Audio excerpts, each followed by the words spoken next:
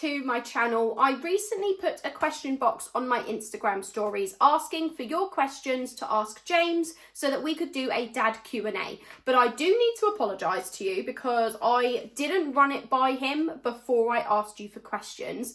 He's not actually going to be in this video because he was not comfortable filming this video, but he did give me the answers to your questions. So the other night we were lying in bed before we went to sleep. I asked him the questions and he gave me his answers. So I wrote them down on the notes on my phone, word for word. So the answers to these questions have come from James and they are literally, honestly, genuinely his answers word for word. I actually film my YouTube videos on my phone, so I did have to write all of the questions onto one piece of paper and then the answers onto 2 pieces of paper. And it honestly must have taken me like an hour or more to write all of these. But here are the 14 questions that you gave James, and here are James's answers as a first-time dad. Question 1, what's your favourite items to use? James's answer was 100% it's got to be the prep machine. If you're doing formula and you haven't got a prep machine, I don't know what you're doing. I think what you did with the drawers, like organising them into boxes and labels, having things so easily accessible to get straight away, and you could never have too many baby vests and burp cloths. Question 2, what do you wish more dads did for their wives? James's answer to that question was just assisting the mum, like taking turns eating if the baby is crying. So recently we have found that Freya's feed time, one of her feed times, has fallen when we would have our dinner and she would start crying for the feed. And we're supposed to be sitting down at the dining table having dinner together. So what we've had to do is James would come in and start feeding her.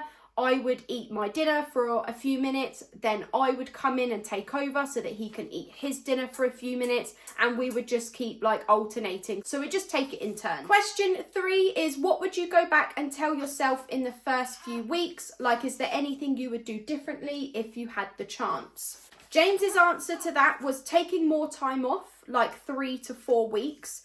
Those 2 weeks seemed to go so fast, and probably saving up extra money because it would have been a smart thing to do that we didn't do. Question 4 is, did you find sleep deprivation hard? James's answer to that was, yeah, of course. We tried to do it together for the first couple weeks, but we were talking to each other and not making any sense because we were going into a dream world, like passing out. It's actually quite dangerous. You're meant to care for this tiny baby, but you felt like you could fall asleep standing up.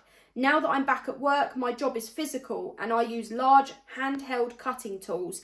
Guys, I'm not even joking you. These tools are so big and so heavy, I cannot lift them off the ground. I'm not even kidding you. I wish I was. It could be a dangerous job if you're not paying attention. I've broken bones in this job. I've fallen, broke my nose, my toe, snapped the end of my middle finger, tore the nail off, had to get it sewed up, pulled muscles in my shoulder, and that's all when I was paying attention. When he broke his nose, I remember him calling me and saying he was holding up this drill. This isn't just like your little drill that you use when you're putting your IKEA furniture together, by the way. These are massive drills.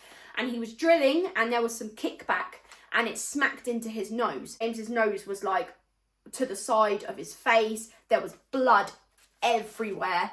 And James literally grabbed his nose and just yanked it back into place. He did go to the hospital, but he said to his boss, like, no, let's just tidy up first. That's what James is like. He's really, really good with pain. He's really, really good with handling pain. So he literally grabbed his nose and just yanked it back into place and was like, let's take our time going to the hospital. So what we do now is I will actually wake up during the night because I'm on maternity leave. I'm at home. So I wake up during the night and I let him sleep because I want him to go to work and be running on like full. I don't want him to be running on empty. Question 5 is, who do you love more, Chelsea or Freya, or equally, or maybe completely different? James's answer to that question was, that's just not even a nice question to answer. just do equally on that one. Question 6 is, were you worried about financial responsibilities or maybe worried of what is yet to come financially? James's answer to that question was, no, I wasn't. I earn above average and I have savings, so no concerns yet. I don't know about the future because I don't worry about the future. I don't try to plan shit, just let it happen. James is not a planner. He honestly does not think about the future. He's very, very spontaneous, very, very much go with the flow. I am the complete opposite, and I need plans and routine and details and structure. I need organisation. Me and James are the complete opposite when it comes to that. Question 7 was, did you have any arguments regarding parenting? James's answer to that was, we haven't argued about parenting as of yet. Just about who would come to the hospital when she was born. I was happy for all family to be there, but you weren't. But in the end, no one turned up anyway, because it happened during the night when people are asleep. That's the only disagreement we've had regarding Freya. I'm not going to lie, I actually don't know what he means by no one turned up anyway because it happened during the night, because it didn't happen during the night. We had a planned elective C-section and that was done during the day. It was like afternoon. So I don't know what he means, but we'll just ignore that. Question 8 is, was there anything at all you felt strongly about related to parenting choices and parenting style?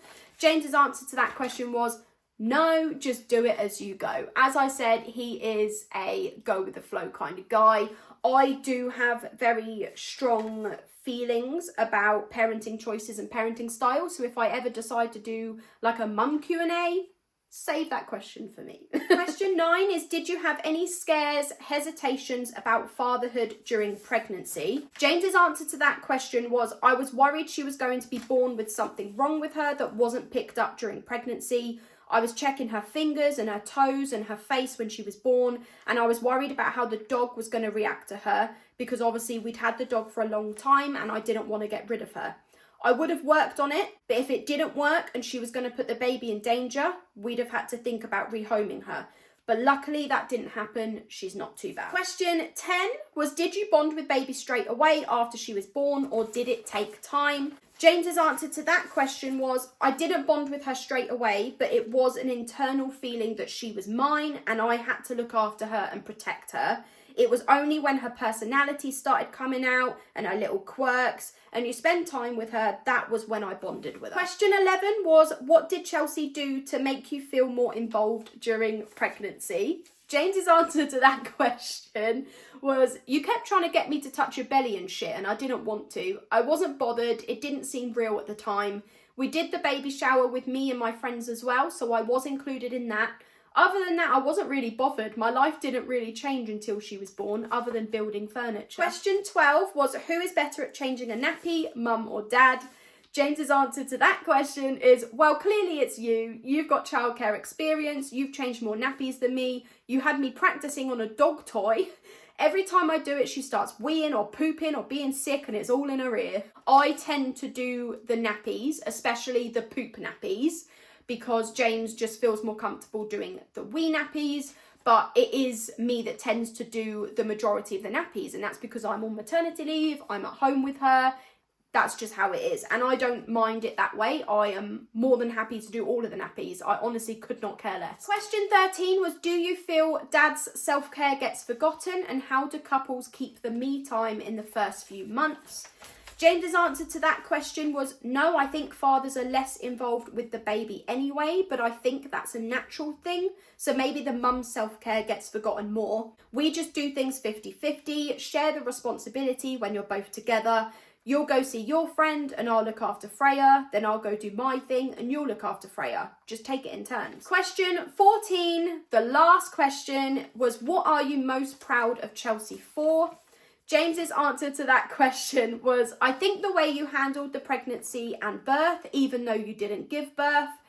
By that, he means because I had a C-section, an elective C-section, and not a vaginal birth. He doesn't mean it in the way that it probably comes across. Just saying, because I feel like any mums watching this might take this the wrong way. I've been with James for 8 years. I know he doesn't mean it how it sounds. I do actually get what he means. Like the injection and the incision, even the aftercare, it just didn't affect you at all really. I think you had one time where you forgot to take your tablets and it got you. But other than that, you were fine. It's major surgery. They move your organs. That is the end of the dad Q&A. Again, I do apologise that James was not in this video. I should have actually asked him before I even asked you for questions, but he was not comfortable being in this video, but he was happy to give you the answers. So I'm hoping they were okay, but I mean, they were his genuine answers. That's the end of the video. Thank you for watching, and I will see you in the next one. Bye.